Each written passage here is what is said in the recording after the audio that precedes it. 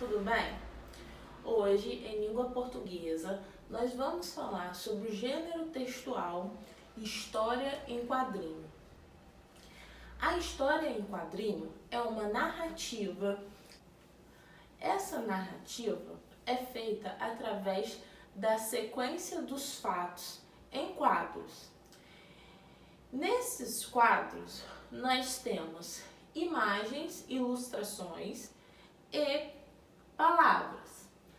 Nas histórias em quadrinhos, então, nós podemos perceber a linguagem verbal e a linguagem não verbal.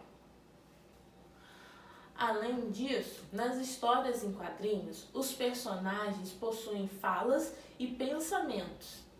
Essas falas e esses pensamentos são representados a partir de balões. Podemos encontrar as histórias em quadrinhos em gibis, revistas, charges, cartoons e álbuns. Vamos ver um exemplo de uma história em quadrinhos. Essa história em quadrinhos aqui, nós temos duas personagens, a Dolores e a Nésia. Vocês conhecem esses personagens? Elas são famosas na internet. Não jogue lixo. E ao redor da placa tem bastante lixo. Desista, Dolores, a fala de Anésia. Do que? Pergunta Dolores para Anésia. Da humanidade. No final, aparece o que ela estava escrevendo lá na plaquinha. Por favor. Ou seja, ela estava tentando ser educada e pedindo para que as pessoas não jogassem o lixo naquele local. Nas histórias em quadrinhos, além dos recursos verbais, também temos os recursos gráfico-visuais. Esses recursos gráficos visuais são palavras ou expressões que imitam um barulho, um som. Pode ser referente a uma pessoa, um animal, um objeto, uma coisa. E esses recursos irão enriquecer ainda mais as histórias em quadrinhos. Vamos ver agora alguns exemplos. Splash poderia ser o barulho de água.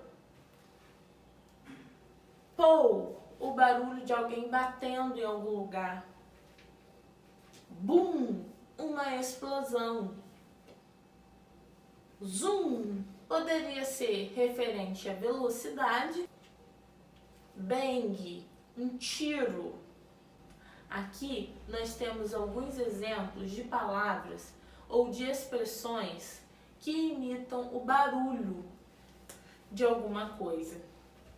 E a isso nós damos o nome de onomatopeia, que é uma figura de linguagem. Nas histórias em quadrinhos, nós temos as falas e os pensamentos dos personagens. E para se tornar mais interessante e mais detalhado, nós temos diferentes tipos de balões, porque cada um deles pode representar uma ação do personagem. Vamos ver alguns desses tipos de balões. Oi, tudo bem? Esse balão simboliza a fala de um personagem. Esse balão simboliza a admiração do personagem. Percebam que dentro do balão nós temos um sinal de exclamação. Esse balão simboliza o cochicho do personagem. Se é um cochicho, eles estão falando baixinho. Esse balão simboliza o pensamento do personagem. Percebam que o balão é como se fosse uma nuvenzinha, o personagem pensando. Esse balão simboliza o grito do personagem. Olhem o formato desse balão. É como se ele estivesse realmente chamando a atenção. Esse balão simboliza que o personagem teve uma ideia. Percebam que dentro do balão nós temos uma lâmpada e ali está acendendo uma luz, ou seja, o personagem teve uma ideia. Agora nós vamos aprender o uso dos porquês. Para isso, temos como exemplo o uso dos porquês numa história em quadrinhos. No primeiro quadrinho, nós temos um menino perguntando: por que separado? No segundo quadrinho, a pessoa, o homem aqui, responde: por que não é junto? O menino pergunta: mas por quê? E o homem responde: o porquê eu não sei.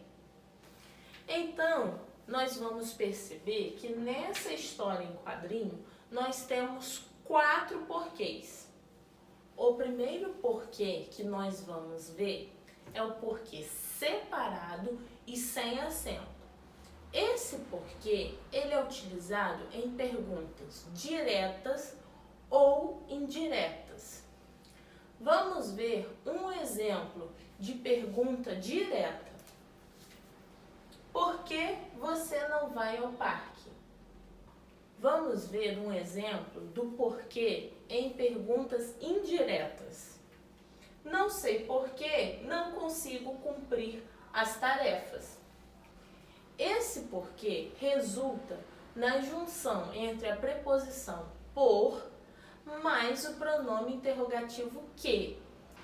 Então, ele significa por qual razão, por qual motivo. Então, se na frase eu puder trocar o porquê por qual, esse porquê será escrito separado e sem acento. O segundo porquê que nós vamos ver é o porquê junto e sem acento. Esse porquê é uma conjunção e ele tem significado de explicação. Pois, então, quando puder trocar o porquê pela palavra pois, isso significa que é uma resposta. Então, ele é o porquê junto e sem acento. Vamos ver um exemplo. Não fui ao clube porque tenho que ler um livro para as tarefas da escola. Não fui ao clube, pois tenho que ler um livro para as tarefas da escola. O terceiro porquê é o porquê separado e com acento. Esse porquê vem no final da frase, antes de um ponto final, de uma interrogação ou de uma exclamação. Ele também pode vir sozinho no final da frase. Vamos ver um exemplo desse tipo de porquê. Vocês não fizeram toda a lição. Por quê? Olha ele sozinho na frase. Andar a pé? Por quê? Olha ele no final da frase, antes de uma interrogação. O último porquê é o porquê junto e com acento. Esse porquê, ele será um substantivo. Então, ele virá acompanhado de um artigo, de um numeral, de um adjetivo ou de um pronome. Esse porquê significa o motivo, a razão. Então, se nós pudermos trocar na frase a palavra porquê por o motivo ou a razão, esse porquê será junto e com acento. Vamos ver um exemplo. No último quadrinho da história em quadrinhos que vimos lá no começo, nós temos a resposta do homem. O porquê eu não sei. Podemos identificar que nós temos um artigo, o artigo o, junto com o porquê. Então, esse porquê é um substantivo e ele é escrito junto e com acento. Agora é com vocês. Vocês vão continuar as atividades propostas na apostila. Faça com atenção e bons estudos!